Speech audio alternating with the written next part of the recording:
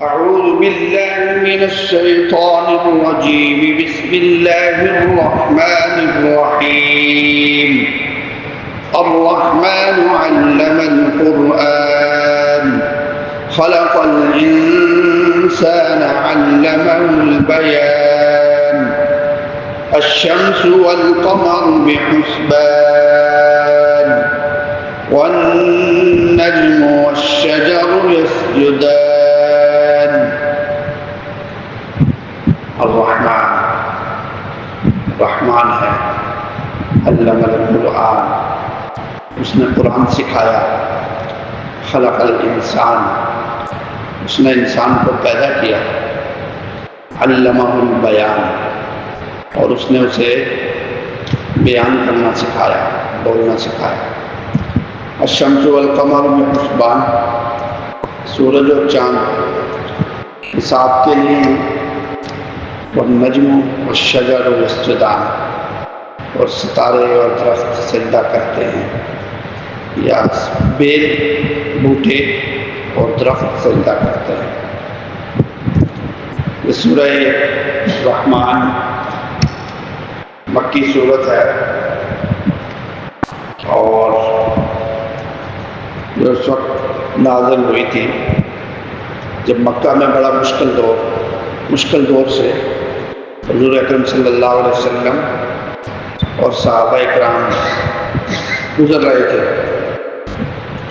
جب طائف پہ حضور اکرم صلی اللہ علیہ وسلم کو پتھر مارے گئے اور آپ لہو لہان ہو گئے، تو واپسی پہ آپ جب مکہ پہنچے زخمی ہو کر، تو مکہ کے قریب وادی نخلہ ہے، وہاں پر جنات کی ایک جماعت حاضر ہوئی حضور اکرم صلی اللہ علیہ وسلم کے پاس، اور جنات کو حضور نے یہ صورت سنائی. اس کا ذکر سورہ جن میں بھی ہے، قُلْ أُوحِيَ إِلَيَّ أَنَّهُ اسْتَمَعَ نَفَرٌ مِّنَ الْجِنِّ، کہ جنات کی ایک جماعت آئی، فَقَالُوا إِنَّا سَمِعْنَا قُرْآنًا عَجَبًا، اور انہوں نے کہا ہم نے بڑی عجیب قرآن سنا حضور اکرم صلی اللہ علیہ وسلم سے. اور اس کا ذکر ہے سورہ احقاف میں بھی، وَإِذْ صَرَفْنَا إِلَيْكَ نَفَرًا مِّنَ الْجِنِّ يَسْتَمِعُونَ الْقُرْآنَ، اور اس وقت کو یاد کرو جب ہم نے جنوں کی ایک جماعت آپ کے پاس بھیجی، وہ آپ سے قرآن سن رہی تھی. فَلَمَّا حَضَرُوهُ قَالُوا أَنصِتُوا، جب وہ آپ کے پاس حاضر ہوئے تو کہنے لگے خاموش ہو کے قرآن سنو. حضور اکرم صلی اللہ علیہ وسلم نے جب جنوں کو جب سنائے تو جب فَبِأَيِّ آلَاءِ رَبِّكُمَا تُكَذِّبَانِ، اس آیت میں اس صورت میں بہت مرتبہ اللہ نے اس کو رپیٹ کیا ہے، کثرت سے اس آیت کو تکرار کیا ہے. جب یہ آیت حضور پڑھتے فَبِأَيِّ آلَاءِ رَبِّكُمَا تُكَذِّبَانِ، کہ تم اپنے پروردگار کی کون سی نعمتوں کو جھٹلاؤ گے. تو جن اس کے جواب میں کہتے لا بشیء من نعم ربنا نکذب ربنا فلک الحمد، کہ اے پروردگار ہم آپ کی کسی نعمت کو نہیں جھٹلاتے، ساری تعریفیں آپ کے لیے. پھر حضور نے صحابہ کو سنائی یہ صورت، صحابہ سارے خاموشی سے سنتے رہے. صحابہ نے حضور اکرم صلی اللہ علیہ وسلم نے صحابہ سے فرمایا کہ تم سے تو جنات بہتر تھے، کہ جب میں فَبِأَيِّ آلَاءِ رَبِّكُمَا تُكَذِّبَانِ ان کے سامنے پڑھتا تھا تو وہ یہ کہتے تھے لا بشیء من نعم ربنا نکذب، کیا ہے پروردگار تیری کسی نعمت کو ہم نہیں جھٹلاتے، ساری تعریفیں آپ کے لیے. اس صورت میں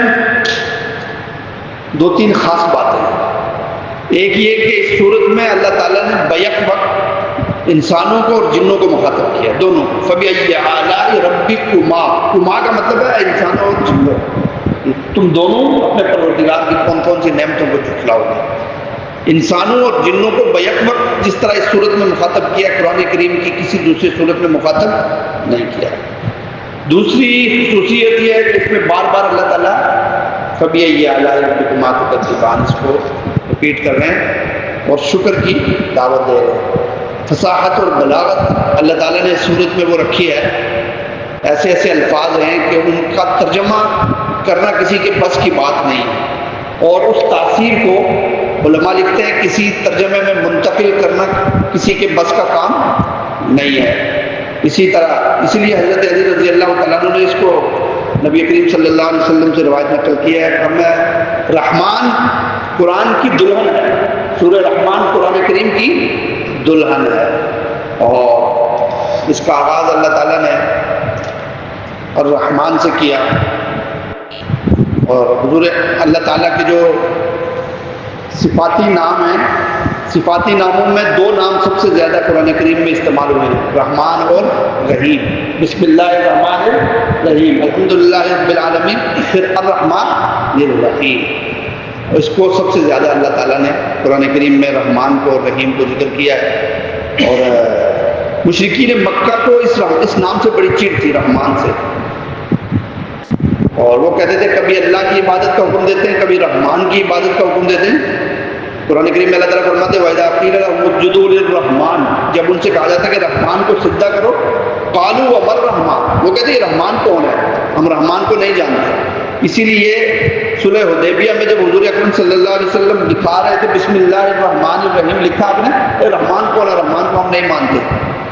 تو قرآن کریم میں اللہ تعالیٰ فرماتے ہیں قُلِ ادْعُوا اللَّهَ أَوِ ادْعُوا الرَّحْمَانَ، اللہ کو پکارو یا رحمان کو پکارو، أَيَّمَّا تَدْعُوا فَلَهُ الْأَسْمَاءُ الْحُسْنَى، سارے اسی کے اچھے اچھے نام ہیں، اسماء الحسنى سارے اسی کے ہیں، رحمان الگ نہیں ہے، رحمان بھی وہی ہے اور اللہ بھی وہی ہے۔ اور اس کا ذکر قرآن کریم میں اس لیے کیا رحمان اور رحیم کا زیادہ کہ اللہ تعالیٰ کی رحمت، اس کے بارے میں اللہ تعالیٰ خود فرماتے ہیں وَرَحْمَتِي وَسِعَتْ كُلَّ شَيْءٍ، میری رحمت ہر چیز پر وسیع ہے، اتنی وسیع ہے اللہ تعالیٰ کی رحمت کہ صحیح مسلم میں حضور اکرم صلی اللہ علیہ وسلم کی روایت نقل کی گئی ہے، آپ نے فرمایا کہ سارے انسان اور سارے جن اللہ تعالیٰ سے مانگیں اور اللہ سب کی حاجتوں کو پورا کرے، پھر بھی اللہ تعالیٰ کے خزانے میں اتنی کمی نہ آئے جتنا سوئی کو سمندر کے اندر ڈبویا جائے اور سمندر کے پانی میں کمی آئے، یعنی سوئی کے ساتھ جتنا سمندر کا پانی لگتا ہے، ساری اولین اور آخرین مل کر اللہ سے مانگے اور اللہ سب کی ضرورتوں کو پورا کرے، اللہ کی رحمت اس سے زیادہ وسیع ہے۔ اس لیے سب سے پہلے رحمان کا ذکر کیا، اور رحمان کا ذکر کرنے کے بعد دوسری آیت میں چونکہ اس صورت میں سب سے اللہ تعالیٰ نے اپنی نعمتوں کا ذکر کیا، تو سب سے بڑی نعمت کا سب سے پہلے ذکر کیا۔ سب سے بڑی نعمت کیا ہے؟ قرآن کی نعمت، علم القرآن۔ اور قرآن کی نعمت اس لیے بڑی ہے کہ ایک شخص جب قرآن کو سیکھتا ہے، پڑھتا ہے، اس پر عمل کرتا ہے، اس کے تقاضوں پر عمل کرتا ہے، تو اللہ تعالیٰ قرآن کریم کی برکت سے اس کو دنیا کی اور آخرت کی ساری نعمتوں سے مالا مال کر دیتے ہیں۔ اس لیے جیسے صحابہ کرام انہوں نے قرآن کو سیکھا، پڑھا اور عمل کیا، اس کو اس کے تقاضوں پر عمل کیا، تو اللہ تعالیٰ نے دنیا کے سب انسانوں پر انبیاء کے بعد سب سے اعلیٰ منصب پر انہیں فائز کر دنیا میں اللہ تعالیٰ نے ان کو انعام دیا، رضی اللہ عنہ ورضوا عنہ، وہ معزز تھے مسلمان اور زمانے میں مسلمان ہو کر۔ اور اس کا ذکر ہے کہ حدیث میں حضور اکرم صلی اللہ علیہ وسلم نے فرمایا کہ قرآن سے اللہ تعالیٰ کیسے، قرآن اللہ کی کتنی بڑی نعمت ہے، فرمایا من اوتی القرآن، جس کو اللہ تعالیٰ نے قرآن کریم کی نعمت دی ہو، فقد فرآ غیرہا خیرا منہا، اور وہ قرآن کریم کے علاوہ کسی دوسری چیز کو بڑی نعمت سمجھتا ہو، مال کو، گاڑی کو، کوٹھی اور بنگلے کو، دنیا کی چیزوں کو قرآن سے اچھی نعمت سمجھتا ہو، تو اللہ تعالیٰ حضور اکرم صلی اللہ علیہ وسلم نے کیا فرمایا قد صغر عظیما وعظم صغیرا، اس نے بہت حقیر چیز کو بڑا سمجھ لیا اور بہت بڑی چیز کو چھوٹا سمجھ لیا، یعنی اگر وہ قرآن کی قدر نہیں کرتا، قرآن کی نعمت کی، تو اس نے قرآن جیسی بڑی نعمت کو کیا کیا، چھوٹا سا کر دیا، اور جو مال و دولت ہے دنیا کو، چھوٹی نعمت کو بڑا سمجھ لیا۔ یہ سب سے بڑی نعمت ہے جو اللہ تعالیٰ نے انسان کو عطا فرمائی ہے، اس لیے سب سے پہلے اس کا ذکر کیا علم القرآن، کہ اس نے قرآن سکھایا، اور یہ اس لیے بھی ذکر کیا، اس کا ذکر قرآن سکھایا۔ مشرکین مکہ حضور اکرم صلی اللہ علیہ وسلم کو کہتے تھے آپ صلی اللہ علیہ وسلم کے بارے میں کہ ان کو سکھانے والا کوئی اور ہے، کوئی انسان ہے جو حضور کو سکھاتا اور پھر یہ قرآن لوگوں کو بتاتے ہیں۔ تو یہاں پر بتایا الرحمن علم القرآن، کہ حضور کو سکھانے والے رحمان ہیں، کوئی اور نہیں ہے، خود اللہ تعالیٰ حضور کو سکھا رہے ہیں، کوئی اور سکھانے والا نہیں ہے۔ پھر آگے دوسری نعمت کا ذکر کیا خلق الانسان، کہ اللہ نے انسان کو پیدا کیا۔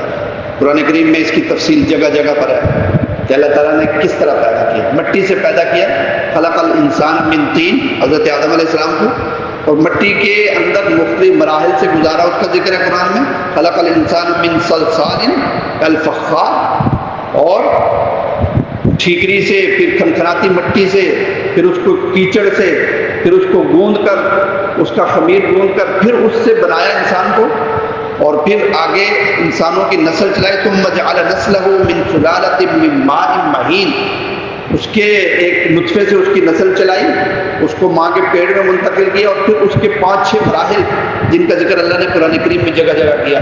نطفہ، علقہ، مضغہ، پھر اس کے بعد ہڈیاں چڑھانا، ہڈیاں بنانا، اور پھر ہڈیوں کے اوپر گوشت چڑھانا. فتبارک اللہ احسن الخالقین، بابرکت ہے اللہ اور بہترین بنانے والا ہے. تو انسان کی تخلیق کا ذکر کیا قرآن کریم میں، جگہ جگہ اس کا ذکر ہے ان مراحل کا. تو یہ بھی انسان کی تخلیق، یہ بھی اللہ تعالیٰ کا انسان پر بڑا احسان، اس کا ذکر کیا.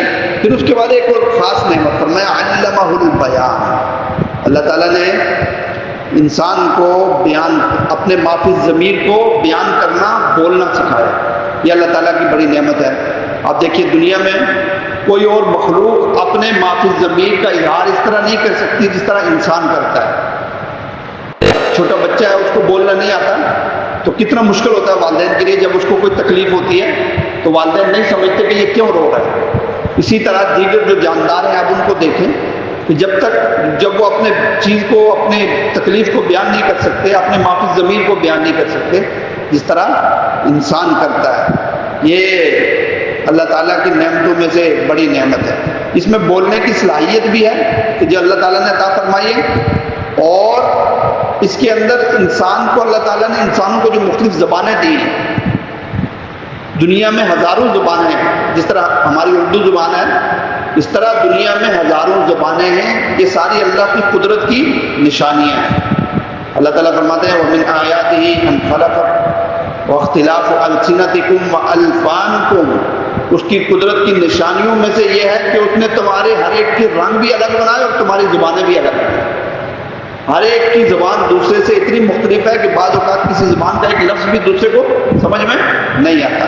یہ اللہ تعالیٰ کی قدرت ہے کہ اس نے ہمیں اپنی اپنی زبانوں میں اللہ تعالیٰ نے انسانوں کو بولنا سکھایا.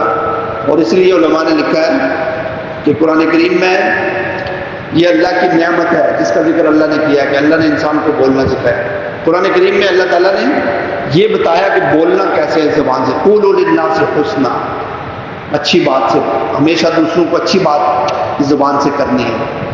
قولوا لهم قولا معروفا، درست بات تمہاری زبان سے نکلنی چاہیے. قولا له قولا لینا، اس زبان سے نرمی والی بات کریں دوسروں کے سامنے. قل لهم قولا میسورا، اس زبان سے آسانی پیدا کرنے والی بات کریں. قل لهم قولا بلیغا، اس زبان سے ایسی بات کریں جو دوسروں کے دل میں اترنے والی ہو. اور قرآن نے یہاں تک بتایا کہ جب دوسروں سے گفتگو کریں تو صرف بات کیسے نہ کریں بلکہ بات کرتے ہوئے آپ کے چہرے کے ایکسپریشن اور چہرے کا انداز کیسے رکھے. وَلَا تُصَعِّرْ خَدَّكَ لِلنَّاسِ، روکھے چہرے کے ساتھ دوسروں سے گفتگو نہ کریں، مسکراتے چہرے کے ساتھ دوسروں سے بات کریں. اس لیے کہ کبھی ایک کلمہ ہے جنت کا پھول، کبھی ایک حرکت ہے جہنم کی دھول. حضور اکرم صلی اللہ علیہ وسلم نے فرمایا کہ زبان سے ایک کلمہ نکلتا ہے آدمی کو جہنم کی تہہ میں پہنچا دیتا ہے، اور کبھی ایک کلمہ اس زبان سے نکلتا ہے آدمی بولتا ہے اور اس کو جنت کے اعلیٰ درجے پر پہنچا دیتا ہے. یہ اللہ کی بڑی نعمت ہے جس کا ذکر ہے اور جس پر اللہ تعالیٰ کا شکر ادا کرنا انسان کے لیے ضروری ہے. آگے فرمایا الشمس والقمر بحسبان، سورج اور چاند کو اللہ تعالیٰ نے حساب کے لیے پیدا کیا. سورج اور چاند جیسے غروب ہوتے ہیں، طلوع ہوتے ہیں، اس سے دن اور رات کا نظام، مہینوں کا نظام، سالوں کا نظام چلتا ہے، اور اس میں موسموں کی تبدیلی ہے. سورج اور چاند کے طلوع اور غروب ہونے میں انسان، یہ جو فصلیں انسان کا اناج ہے، یہ سارے غلہ اور یہ اللہ تعالیٰ پکاتا ہے سورج اور چاند کے ذریعے. اور اس طرح جتنی عبادات کا نظام ہے وہ سارا اس کا تعلق سورج اور چاند سے ہے. مثال کے طور پر ابھی ہم نے فجر کی نماز پڑھی تو فجر کی نماز کا وقت ختم ہو جائے گا جب سورج طلوع ہوگا. ظہر کی نماز کا وقت ہوگا جب سورج فلاں جگہ پہ پہنچے گا. عصر کی نماز کا وقت ہوگا جب سورج، مغرب کی نماز کا وقت ہوگا جب سورج غروب ہوگا. تو یہ سورج سے بھی اس کا تعلق ہے عبادات کا، اور چاند سے بھی اس کا تعلق ہے کہ حج کا موسم آتا ہے، حج کا مہینہ جب چاند دیکھتے ہیں، رمضان کا مہینہ آتا ہے جب چاند دیکھتے ہیں. حج میں بھی سورج کا دخل ہے. مینا میں کب جانا ہے؟ جب سورج فلاں وقت، اور مینا کا وقت کب شروع ہوگا؟ جب سورج وہاں تک پہنچے گا۔ تو جتنی عبادات ہیں اس میں سورج کا بھی دخل ہے اور اس میں چاند کا بھی دخل ہے۔ اللہ تعالیٰ فرماتے ہیں کہ ہم نے ان کو حساب کے مطابق اس کو بنایا، اور کیسے بنایا اللہ نے؟ سورہ یاسین میں اللہ تعالیٰ فرماتا ہے للشمس ينبغي لها ان تدرك القمر، سورج کی مجال نہیں ہے کہ وہ چاند کے مدار میں آ جائے اور چاند کے ساتھ طلوع اور غروب ہو۔ واللیل سابق النہار، اور رات کی مجال نہیں ہے کہ وہ دن سے پہلے آ جائے۔ ہر ایک اپنے مدار میں، کل فی فلک یسبحون، سارے اپنے مدار میں لاکھوں کروڑوں سال سے اپنے وقت پر تیر رہے ہیں۔ مجال نہیں ہے کوئی ایک سیکنڈ یا ایک سیکنڈ کا کچھ حصہ آگے پیچھے ہو جب سے اللہ تعالیٰ نے بنایا۔ بلکہ حضور اکرم صلی اللہ علیہ وسلم نے صحابہ سے پوچھے تمہیں پتہ ہے کہ سورج کہاں جاتا ہے غروب ہو کر؟ مسلم اور بخاری میں یہ روایت ہے۔ تو حضرت ابو ذر نے فرمایا یا رسول اللہ، اللہ اور اس کے رسول خوب جانتے ہیں۔ فرمایا جب یہ غروب ہوتا ہے تو غروب ہونے کے بعد یہ اللہ کے عرش کے سامنے جا کر سجدہ کرتا ہے، اور سجدہ کرنے کے بعد یہ اجازت مانگتا ہے کہ اللہ میں دوبارہ طلوع ہونا چاہتا ہوں۔ اللہ تعالیٰ اس کو اجازت دیتے ہیں کہ دوبارہ طلوع ہوتا ہے، روزانہ سجدہ کر کے اجازت دے کر فیؤذن لہ، اللہ تعالیٰ اس کو اجازت ہے۔ تمہیں ایک وقت آئے گا قیامت کے دن جب یہ غروب ہوگا، اور غروب ہو کر فتستأذن لہ، اللہ تعالیٰ سے اجازت مانگے گا، ولا یؤذن لہ، اللہ اس کو اجازت نہیں دیں گے، اور اللہ تعالیٰ فرمائیں گے ارجعی من حیث جئتی، تو وہیں سے طلوع ہو جہاں پہ غروب ہو رہا ہے۔ پھر فرما فتطلع من مغربہا، پھر سورج مغرب سے طلوع ہوگا، اور پھر اللہ تعالیٰ یہ قیامت کی آخری نشانیوں میں سے ایک نشانی ہوگی، پھر اس وقت قیامت برپا ہوگی۔ تو یہاں پر فرمایا سورج اور چاند کو ہم نے حساب کے ساتھ یہ بنایا۔ والنجم والشجر يسجدان، اور چاند اور ستارے اور درخت یہ سجدہ کرتے ہیں۔ اس کے دو ترجمے کیے گئے، نجم ستارے کو بھی کہا گیا، نجوم اردو میں استعمال ہوتا ہے، اور نجم بیل کو کہا گیا، بیل اور بوٹے اور درخت یہ سجدہ کرتے ہیں، دونوں ترجمے کیے گئے۔ دنیا کی ہر چیز وہ اللہ تعالیٰ کو سجدہ کرتی ہے۔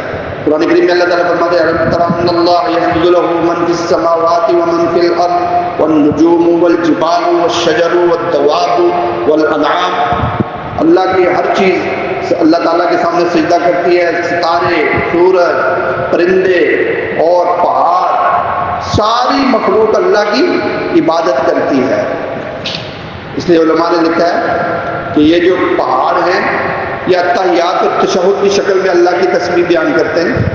وَإِن مِّن شَيْءٍ إِلَّا يُسَبِّحُ بِحَمْدِهِ وَلَٰكِن لَّا تَفْقَهُونَ تَسْبِيحَهُمْ، یہ جو درخت ہیں یہ قیام کی حالت میں اللہ کی عبادت کر رہے ہیں، یہ جو جانور ہیں یہ رکوع کی حالت میں اللہ کی عبادت کر رہے ہیں، یہ جو کیڑے اور مکوڑے ہیں یہ سجدے کی حالت میں اللہ کی عبادت کر رہے ہیں، اور اللہ نے انسانوں کی عبادت میں ساری مخلوق کی عبادت کو جمع کیا کہ قیام بھی ہے، رکوع بھی ہے، سجدہ بھی ہے، اور رکوع ساری عبادات کے سارے طریقے اللہ تعالیٰ نے ہماری عبادت کے اندر جمع کر دیا۔ تو یہاں پر فرمایا وَالنَّجْمُ وَالشَّجَرُ يَسْجُدَانِ، ستارے بھی اللہ کو سجدہ کرتے ہیں اور درخت بھی اللہ کو سجدہ کرتے ہیں۔ اللہ تعالیٰ قرآن سمجھنے کی عمل کرنے کی توفیق عطا فرمائے۔ وآخر دعوانا الحمد للہ۔